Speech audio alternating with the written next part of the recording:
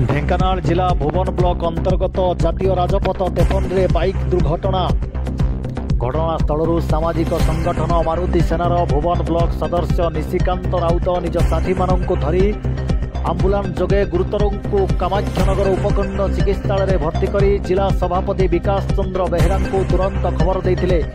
खबर पाई सामाजिक संगठन मारुति सेना जिला सभापति विकास चंद्र बेहेरा, बबुल स्वाई, मनोज विश्वाल, सुचित्रा परिड़ा, आकाश सामल, दिवाकर नायक, अंतर्जामी साहू, शिवप्रसाद नायक प्रमुख उपस्थित रही परिस्थिति उपरे देखाशुना करने सह किपरि उत्तम चिकित्सा पाई परिबे सेथिप्रति प्रयास जारी रहिबो बोली कहिसंती जिला सभापति विकास चंद्र बेहेरा। जातीय राजपथ 53 रे बारंबार दुर्घटना घटुथिबारु स्थानीय महल रे असंतोष प्रकाश पाइछि। द्रुत गाड़ी चालना और असावधानता जोगु एभली भयानक दुर्घटना घटुछि बोली उद्वेग प्रकाश करिछि सामाजिक संगठन मारुति सेना। तत्सहित निजर सदस्य मानक निमंते विशेष भाव में ध्यान देवाक अनुरोध करिसंती जिला सभापति विकास चंद्र बेहेरा।